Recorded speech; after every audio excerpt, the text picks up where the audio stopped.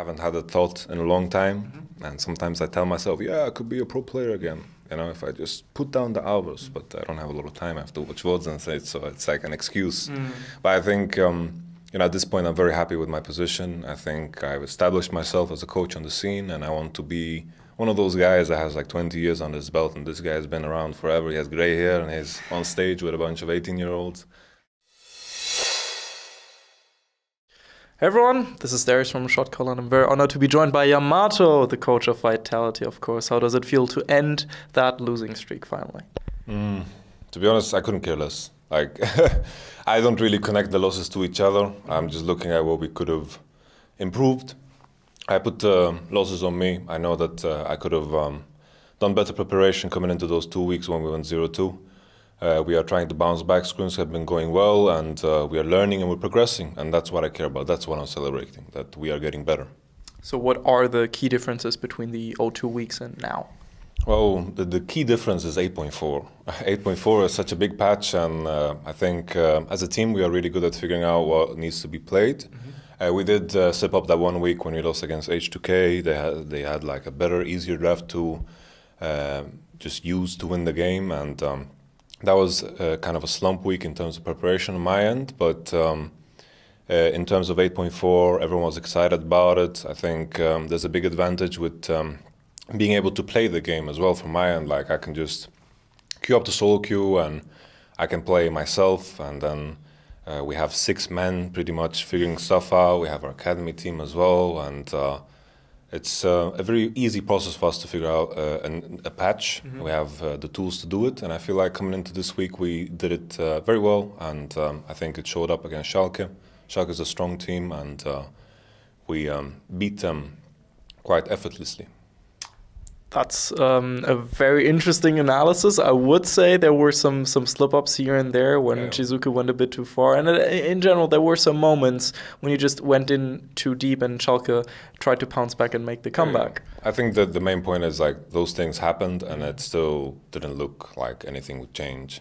I think this current meta is you make the first move, you snowball the game, and the enemy team is going to be on the back foot, and you just have to hope that you randomly ace the enemy team and you take the map again, because even if the enemy team is pushing into you and have wave prior everywhere, you have to kind of do that once again in order to secure the game. So after you manage to get an advantage, get the first Baron, it's all about getting that ace for the enemy team, and being in that position is quite horrible. I think this method is all about just snowballing. I think we saw it in every game today, where a team got a lead, Splice got a lead, I remember Rokat got a lead as well. I meant to play fantastic on the Kazakhs, and the game just goes out of hand because the Spice come earlier and you can play around the Baron, and then the game is over. The Baron is God's gift from Riot. I'm happy it's buffed, we have quick gains, but it also makes the game very fragile. It breaks very easily. Yeah, if you do lose that Baron, now luckily, or of course due to the amazing smiting abilities of Gilius, he did get that Elder Drake that was very 50-50. The casters were pretty confused as to why Schalke would go for the 50-50 in the first place, because they were in the advantage position in that fight. And I guess that made you really happy that Gilius got that. The reason they went for it was because we had about like 20 creeps pushing their top, and it would eventually get the inhibitor. So they knew they were on a timer where they had to go, because eventually we just play the stalling game. If they rush mid, because they have better position into mid, means we can start Baron and burn it really fast, because we have really good picks to kill. Nash, Ashe, and Azir are fantastic at killing objectives, and in this case it was Elder Dragon, not Nash. And the decision for them to try the 50-50, I think, is the one that I have to agree with, because the top wave would get inhib for free, and they would have to just give it up eventually, because they would just lose too much. So 50-50 is the best case scenario for them. It was just, you know, wave management is really crazy with Banner Command, but we had this lucky scenario where we had this big wave pushing top, so it was good for us. Sometimes the luck is on your side, of course. Yeah. Now, after the game, you immediately went to the team. A lot of people surrounding Shizuku, but you had a very stern look on your face nonetheless. What was the input of the talk that you gave to the team afterwards? I think, you know, we did have some slip-ups, like you mentioned, you know, like Shizuku unleashed a bit too hard, and we also had the situation where we were rotating into top, and Ornn caught us with a very good ultimate, because like we already saw 5 people under the tower we can just rotate away from them and have a better position for mid and bottom. And we had a banner creep coming in bottom, and we could have done that better. I think we could have arrowed more often. I think the great thing about, you know, Mini in this matchup against Upset is that he gets turned on, and he gets really, really fired up about landing arrows on Upset, and I think we could have forced more. I think we could have played around the banner command better, and there's some minor tuning that we can do here and there, but the main thing is at the end that we played a very clean early game, and we had CS advantages all across the board, and that's what kind of makes or breaks the game in the end. And that was the input. That was the what you talked about after the game, I would assume. Yeah, like I don't remember what I said going on the stage. I tell the guys if they did very well. I think Jack Troll played fantastically today. I think he's a player that doesn't get enough credit. Gilius, he's such a vocal center of the team, and when he's in the zone, then everyone is in the zone. And early game, he led very cleanly. He's a person that has fantastic leadership qualities, and these are things that players from the outside cannot see, but everyone in the team really appreciates, and so do I.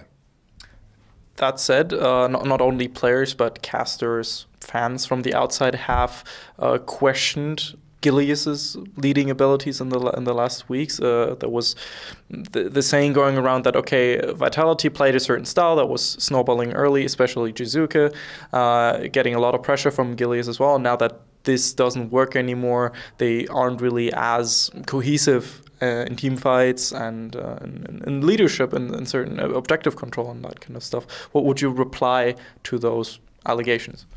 I think, you know, in our losses we had we had ideas of the game that was wrong. We did pathing into the wrong side. I think our game against Misfits was a good one, but we were just playing very impatiently. We were reaching a breaking point in the game, and we had Rumble and Kassadin, and we could have played that game way better, but that was a massive improvement already there. So I'm happy with that performance. But the game previously to that, we just took the wrong decisions about how we want to approach the game from early game. We were on the wrong side of the map because of what we did as a unit, our decisions as a unit. And the main thing is, you know, when you lose a game, sometimes it can be simplified into one thing. And when you do one thing wrong, usually the enemy team is going to be in a better position. And if they play good, then you're going to look bad for the rest of the game. You need to just be in a position where you wait for the enemy to slip up and make a mistake. But, you know, to kind of summarize to your point, when something small goes wrong, it might look like the entire thing goes wrong because you made like this one decision, or you go topside here and all of a sudden the bottom towers are falling or something. You just make a wrong step and all of a sudden the enemy team is in a winning position, and it looks quite bad. But sometimes it is just that one small thing that could have been done better. And I think that was a case in a lot of games for us. Of course, we could have played from behind a lot better too, and those performances in 3 games that we lost, except the 2 games against Misfits, were quite horrible, and I'm not trying to defend that at all, but it can come down to very simple things, and it can make players look worse than they actually are. Fair point. Now, you did mention how Vitality right now has an academy team, essentially. You have an advantage in that area over other EU LCS teams as of today. What have been a few of the things that or what have been a few of the ways that the Challenger team was able to help you guys as the main team out? I think currently, like, we didn't make use of the academy team as much as I imagined at first. I think it's something like we found a different way to practice and hide things very effectively, and I'm not going to reveal how we do that, but I am very happy with that process. We have very good friends that we are practicing against. And the main thing is, in terms of the academy team, it's a team that I wish I could use more. It's a part of Vitality. They are family. They are occasionally at the gaming house, and we see them as one of our own. And I think when we go deeper into how we want to manipulate things in terms of, for example, best of 5s, when we face a specific enemy, when we know exactly and we have an idea of how they are, and we can kind of mimic that scenario and kind of make theater out of it and tell the enemy team to pick this and this and how we play out this and this. And I think the asset will come alive in the future. Especially in playoffs, I would assume. For sure. I think in playoffs it will be great. You also mentioned that you personally, of course, go into solo queue to test out the new patch. What do you personally play, and have you found any interesting tweaks in champions? So I'm a multi-role talent. Like, I play everything. So basically, to figure out, I think as a coach, you need to be able to understand the game at the level where the players are. And when there's a new rework or something, I just go and spam it and I play it and I try to understand it. And I think the way I approach the game and think about the game, I've kept since I was a player myself, and I've continued to develop it side by side with other players. And like sometimes, for example, Sion is a big thing now, and I just went into solo queue, spammed it a bunch, and fed a lot. And then eventually I figured out the strengths and the weaknesses. The same thing with Swain. Like, Swain is not super powerful, but it's something that I spammed. And I like to be very close to the game. It's like my little baby. I want to get to know it as much as I can. So. In terms of what is good and what is not, I think the obvious ones are anything that can really buy tier, because anything that bought Archangel staff pretty much gets 2 items in one. It's absolutely crazy that you get 20% CDR from Archangel staff and 1,400 mana. It's an item that can give you up to 120 AP. Saracen base shield is crazy. The item path is lovely. I think anything that can buy tier and smile is absolutely bonkers. I think Misfits also picked Anivia. I think that just goes to show how crazy this changes. And I think AP mid laners before, God bless Zoe's nerfed, but now they are even crazier than before. So it's all about that AP mid. Are we going to see a lot more diversity in the AP mid laners in the future? I think we need some nerfs on the strong ones still. Okay. I think it's still Ryze, Azir, and hopefully it's going to come for the playoff patch to just mix shit up, because this is what the season has been all about. And I think in terms of diversity, we've been seeing some Corki, and I think what's brewing and what's coming next is if more mid lane bans come in, then you might go very deep into the pool. And I think that's where Talia, Kassadin might come out, and some Orianna and Cassiopeia, and it becomes a very open field when mid laners get banned. But if people don't ban them, then it's very simple. Pick Galio, guys, pick Azir, pick Ryze. It's very straightforward. On a scale from 1 to 10, how overpowered is Sion right now? Ooh, Sion is crazy. Like, Sion he just wins lane. He sneezes creeps at you, and it's very oppressive. Today, Cabochard kind of entered with his keystone. He went on sealed spellbook, but it worked out fine. He went exhaust in the end, and it actually had like a lot of impact in the game. I think Sion is really, really busted. I think the fact that he one-shots the wave is crazy, and I think the counters of Sion aren't really counters. I think they just do fine against him, and Sion, I think the win ratio speaks for itself in solo queue, and I think in competitive as well. It's just a crazy champion, and you can do a lot of crazy things. So you look at his kit, and you see that it has a crazy amount of potential in the numbers, in the numbers, I guess. If you land a very good ult, if you land a fantastic Q, it just wins you the game. And I think that itself makes it crazy. And then when you die, you become another champion that just charges at you. And I think Sion is busted, so it's a clear 10. Okay. Yeah, that 100% lifesteal on the passive is really insane sometimes, especially on solo queue, because people do not expect that kind of damage. And glacial augment, and it's like, shit, man, he's slowing me and punching me, and you're dead.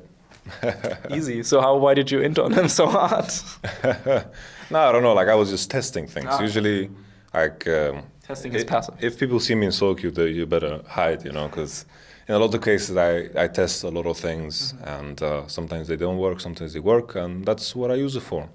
Like, if I want to try hard, then I just pick mid, and I just go one of these mid laners that people don't know how to play. Like, I just play Azir, Galio, and Ryze. You can check out my win ratios. They're absolutely crazy. I had a gangplank spree. So when I feel bad about my win ratio, when it's going in the negatives, then I pop off with those champs. So if you guys see me on the more meta champs, then, it's a free win. Then it's Gucci. Yeah, then it's all Gucci. Do you sometimes regret going from pro player to coach, or are you so happy with your current position that you'd never change it back again? I think, it's becoming less and less. Like, right now, I haven't had a thought in a long time, and sometimes I tell myself, I could be a pro player again. you know, if I just put down the hours, but I don't have a lot of time. I have to watch VODs and say, so it's like an excuse. But I think, you know, at this point, I'm very happy with my position. I think I've established myself as a coach on the scene, and I want to be one of those guys that has like 20 years on his belt, and this guy has been around forever. He has gray hair, and he's on stage with a bunch of 18-year-olds. I think that is a dream for me. And in the beginning, my idea when I joined Meet Your Makers was that, okay, this is my opportunity to be in a gaming house. My parents won't bother me. I will still scrim and look at scrims, and at the same time I can play solo queue and smash people. And at the time, like, I was still pretty decent. But eventually my love for coaching just grew and grew. Best of 3 came into every region, so I was like, shit, man, I have more VODs to watch more than ever. And it was just, I realized very quickly that coaching is my calling. And sometimes, you know, I'm thinking, you know, oh my God, my player did this. If I was playing right now, you know, then I would just play this better and do some good stuff. We would go home with a W. Of course, I have some thoughts like this in the past, but it's just thoughts. We all have crazy thoughts sometimes. I think everyone can relate to that. Do you have some personal role models, maybe like Jose Mourinho or Pep Guardiola? For me personally, I look up to Ancelotti a lot. I think his approach to coaching is very interesting. He's more of a silent leader. He's not the one that disciplines people or shouts or does something. He establishes relationships through trust. And I think that is what you want to do if you want to have a lasting relationship with players. Mourinho is also very interesting because he makes, in the past, what he did with Porto and what he did with Inter and all these victories, he's very effective at basically figuring out the best way to win a game. And I think his idea of playing football might be boring to watch, but it's the most effective way to win games because you wait for the opponent to make a mistake, you play the bus, and, you know, people complain about this, but this is the same thing people strive for in league. People are just trying to play a perfect, clean game. Might be slow, but going slowly towards that guaranteed win if you play calm and patiently is also something that is a thing of beauty. But people like fast cars and fast things, and Twitter and Facebook, everything's going fast nowadays. Of course, people don't appreciate this. So if I have to pick role models, I think Mourinho in coaching, Ferguson, Ancelotti, these are the 3 that I look up to the most. I love Klopp as well. It's really hard to choose. It's like you asked me what are my 3 favorite movies. It's impossible to answer. Other people, it's like Wim Hof is a guy that I love. He's a crazy character. You have to look him up to understand. And then there's Bruce Lee, Muhammad Ali, all the classic ones that everyone looks up to. The greats, yeah. Michael Jordan and whatever. What about your fellow league colleague in a way, Kokoma? Like, I was lucky because in my first coaching job, I got to work with Horo. And he told me what Koma does. So he came from SKT and he came to Europe and he was a fantastic guy. I think this is like my favorite player ever to work with was Horo. I think he's very down-to-earth guy. He doesn't play anymore, but he was sharing a lot of information to me about what Koma does. And I think from that point, you know, from the information I got, it's really outdated now, but at that time it was amazing to get to hear this. But it's hard to look up to coaches because you don't know. Like, you don't know. Like, I don't know what Koma does. He doesn't release a book. Of course, it's marvelous and magnificent and it's unmatched what Koma has accomplished. And I really, really respect that and appreciate that.